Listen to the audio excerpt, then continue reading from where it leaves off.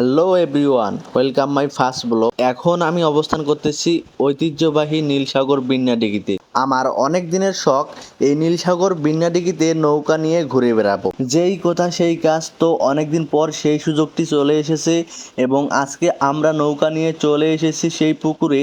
তো পুরো পুকুরটা আমরা এই নৌকায় চড়ে ঘুরে বেড়াবো। তো এখানে মজার বিষয়টি হচ্ছে যে কেউ চাইলে কিন্তু এখানে নৌকায় করে এই পুকুরে ঘুরতে পারবে না। কারণ হলো যে এই পুকুরে নৌকা নিয়ে নামা একেবারেই নিষেধ। এখানে মূলত কোনো কারণ ছাড়া এই বিনাডিগিতে নৌকা নামানো হয় না।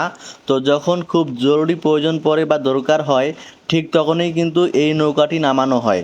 তো আজকে ঠিক এরকম একটি কাজে এই নৌকাটি নামানো হয়েছে। তো এই সুযোগকে কাজে লাগিয়ে আমরা তিনজন নৌকা নিয়ে বেরিয়ে পড়েছি। প্রাকৃতিক সৌন্দর্য উপভোগ করতেছি, কারণ বিকেলের দিকে অনেক সুন্দর প্রাকৃতিক পরিবেশ এখানে তৈরি হয় এবং এখানে অনেক সুন্দর মনোরম পরিবেশ। এখানে যদি আপনি ঘুরতে আসেন এবং এখানে যদি আপনি এরকম একটা নৌকার ব্যবস্থা থাকতো এবং সকলেই মিলে যদি নৌকায় করে এই পুরো দিঘিতে ঘুরে বেড়ানো যেত, তাহলে অনেক মজা হতো। আর এই পুকুরটি হচ্ছে একটু ভুতুড়ে টাইপের। তো যে কেউ চাইলে কিন্তু এখানে আসতে পারে না, বা আসার যে একটা সাহস, সেই সাহসটা কিন্তু হয় না। তো অনেক ভয় ভয় করে আমরা তিনজন মিলে নৌকাতে উঠে গিয়েছি এবং নৌকা আমরা নিজেরাই চালাইতেছি। তো মোটামুটি আমরা মাঝখানে চলে এসেছি। তো এখান থেকে পুরো নীলসাগরটা আপনি যদি দেখেন তাহলে আপনার অনেক ভালো লাগবে। যদি কখনো আপনি নৌকায় করে নীলসাগরের পুকুরের মাঝখানে চলে আসেন, তাহলে আপনি বুঝতে পারবেন নীলসাগরের কত সৌন্দর্যময় জায়গা এবং নীলসাগরটা কত সুন্দর পরিবেশ, কত সুন্দর একটা জায়গা।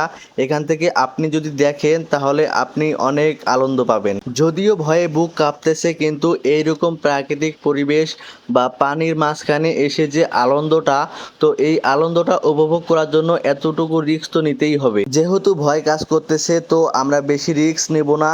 আমরা আস্তে আস্তে ঘাটের দিকে চলে যাচ্ছি। তো এখান থেকে এক এক করে কিন্তু আমরা নৌকাটা চালানোর চেষ্টা করতেছি। তো প্রথমে সামনে আমার একটা ছোট ভাই আছে, সে হচ্ছে মাঝি। তো সে কাজ করতেছে, সে বৈঠা নিয়ে চালাইতেছে। তো আস্তে আস্তে করে কিন্তু আমরা ঘাটের দিকে রওনা হয়ে যাইতেছি। তো এদিকে কিন্তু আমাদের নৌকায় পানি উঠে যাচ্ছে।